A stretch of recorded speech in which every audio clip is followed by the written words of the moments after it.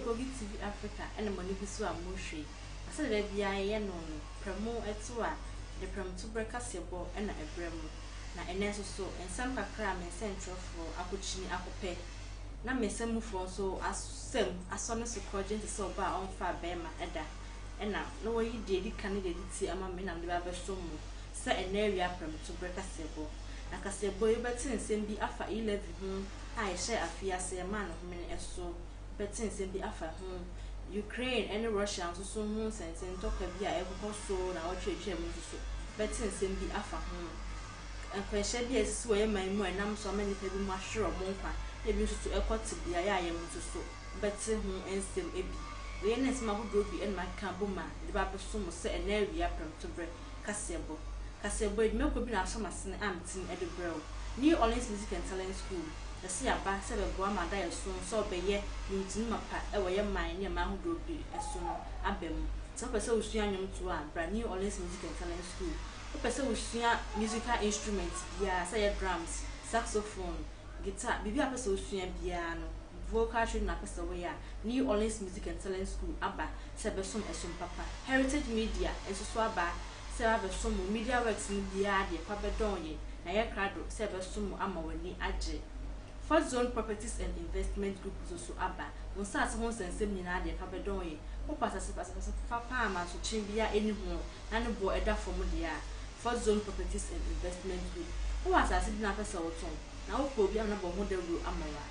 First Zone Properties and Investment Group aba sebe sumu eso papa we ene de mako bi o mo so masene am tim de kasebo ebrewo na me kai wo se afa no abaso na wa hye ama foforo ene bi na wa dwen chen so wo de aba emre ebe ma be kan ni nyina e de amamo me din ya ne Adwoa Achiaa Oyiakwan me cha me ho aba me ba am de chemu na baso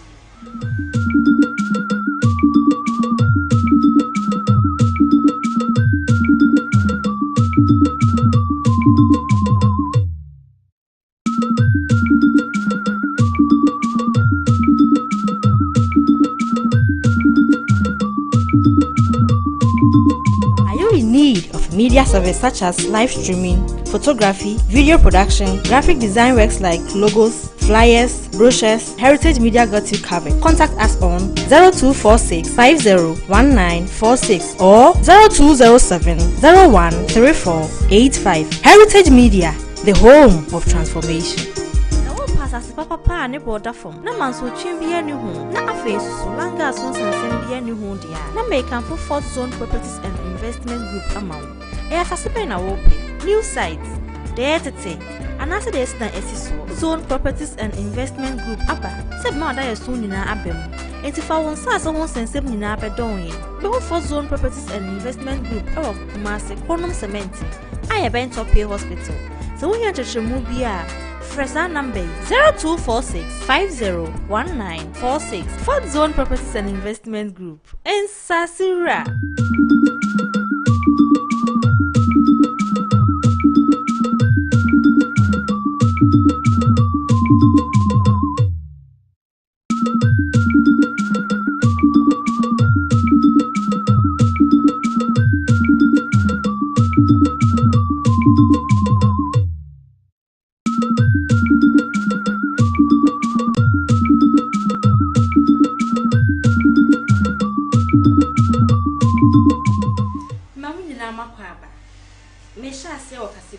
Na me de e-levy empanifo se efne a wo so na yedie ya sha afiase de e-levy hu nsensema na chese ye di hu abobo a chese empanifo ne omatimafo nyina ya dwendwene ho atu na basa atu mesre na we e-levy no eye ebo bi empanifo eye se mo de betu sika yi no wo ye fon so eto se de be ya ye de beboa empuntu e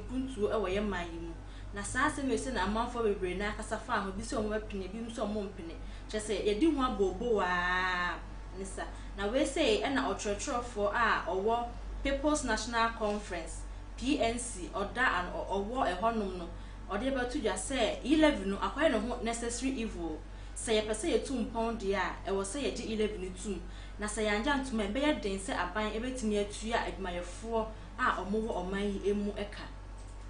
me so e won nsem ni ma na o cheche mu ne nya ntiye say Dari bi abeto Russia and Ukraine for entem a chese Russia for akoto ahye Ukraine for so omo de atu duro ene niema hodo bi na akoto ahye omo so a chese eno no so e ho nsem aba a enam so ama mpanyimfo a omade hye akopiem wo Ukraine no omo bo omo modin bia so omo beye ama omade hye mo ho no so omo so eti abeka omo nsa wa bra bone ensem ya ekoso bone bia enka omo we say na Ghana man yempanyimfo so ya yeti ase mesenso ya na so ye de hyehye ya gu akwam le kama ya se Ghana ene oman a omotimi di ye di kan de ye nipa ni bi ade hye bi ebedu ye man mu ewo West Africa hanum say we say na temamufo ni bi Ghana ade hye bi omo Ukraine so ebi say omo mfa ho no de ekoso Ukraine honum omo nse ombesa sa omachi pa baye man mu de ebida na me bisa se na adentia wakodi obi man so na ntokwet na brawo man mu a osewo ma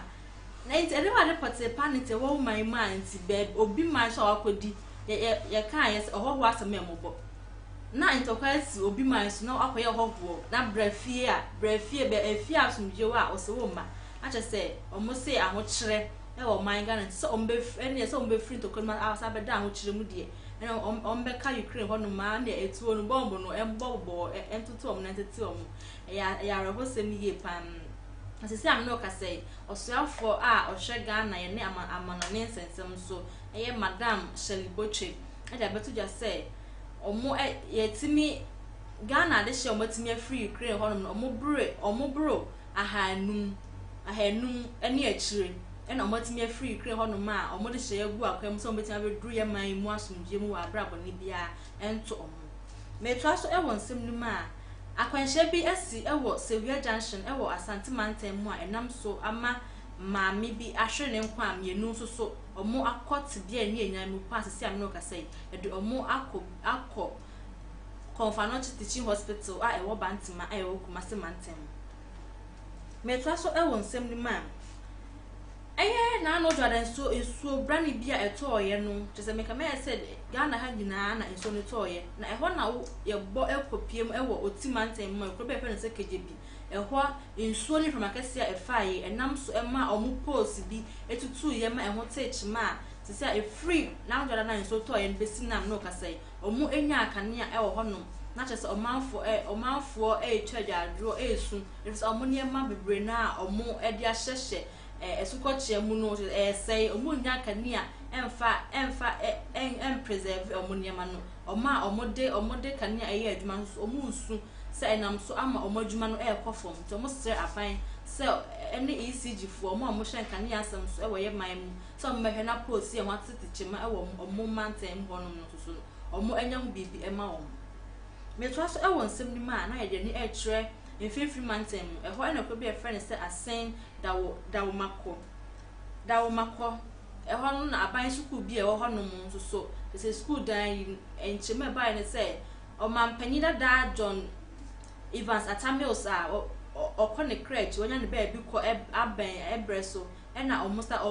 sa school dan yi na e free say o free so okone crèche a o free so aban for e ba ye no omo enfa omani ko share school dan ni bio asisi am no ka say school dan no be tibia e wo mu no enya asem ketwa kra na eye na no dwada abra na ensuo to na e school fo yi bi e wo school dan mu a omo suan de na chese from na e fa nyame nko ka kete ka school fo nya church fo ya ma omo anye ha enka edan yi dwiru gu omo so ekuku omo nyina chese from no school dan na yemre and we say nam so ama opanyi a owo krom ho no mo he na owo krom ho no ne empanyifo ne bi eye say aban a ma hwe school no ho asema ma anka omo ebe wu school dan na gu na ai osuafo a owo ho no mrahye bedwani a owo ho no ete sa asem we say na ode to ohene no anim say onya abotre na wate asem na oguso edi hu djuma enti no waka kire omo say omo nto omo boas e wo asem no ho bibia toto yi a school dan so ombe no foforo ombe renovation ama na ma bibia so akoyi aye na anu na busumi ya etwa mu na Ghana yenya ne tie say Ghana kada ifebe no a etwa infie miensa etwa mu yeye no say abe e-passport na say obetimi de atu kwan akọwiase afa na nyina na we say na Ghana de hye bia omu free account mu baaye enrada omu ko PM e wo Kotoka International Airport a e wo Nkramante mu so no omu de nsem bi abetu ja say sa Ghana card and e-passport no o di djuma e wo airport no ma e very big because e very very easy actually say e ho hyehyeye no e hye da nya ade bi a e den enti no omo kire omo ani gi a age na mo ni so say Ghana card na so ya e-passport ama kwantu sem say o ba bibia so aye easy actually aye boko ama omo sa e no mo kire Ashafo we ne sam kakra bia me saka yam de beso mo se enawia pram to breka kasebo e wotinsem bi efa ilevia na esi afimu ama no hom so aye chese yedi mu abobo ane atoranche bia asi Ukraine na ye Russia fa koto asho mo so chese no so enye asamketo e Russia honom we ne sam ahodo bi ene nam de beso mo se enawia pram to breka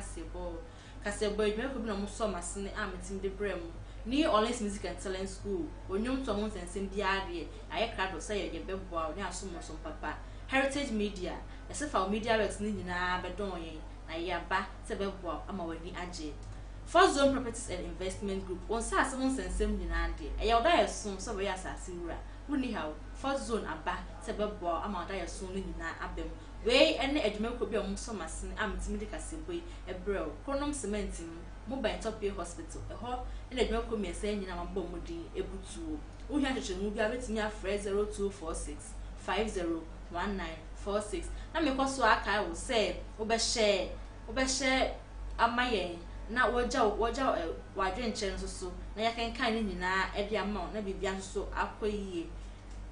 me am de kaseboy ebre wo medin na Adwoa Achiaa Oyiakwan aseda kese enkoma me production team members esi enukosekiki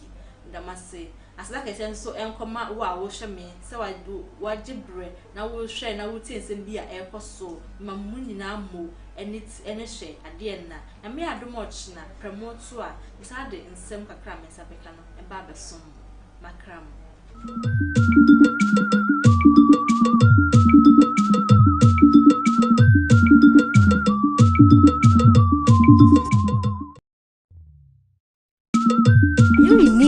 Media service such as live streaming, photography, video production, graphic design works like logos, flyers, brochures. Heritage Media got you covered. Contact us on 0246 501946 or 0207 013485. Heritage Media, the home of transformation.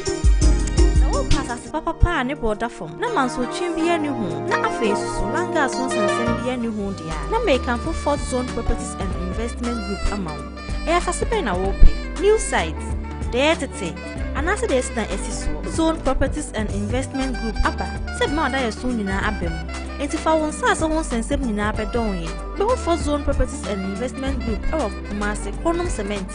Aye ben Topie Hospital. So when you chechemu bia Fresa number 0246 501946 Fourth Zone Properties and Investment Group. And Sasira.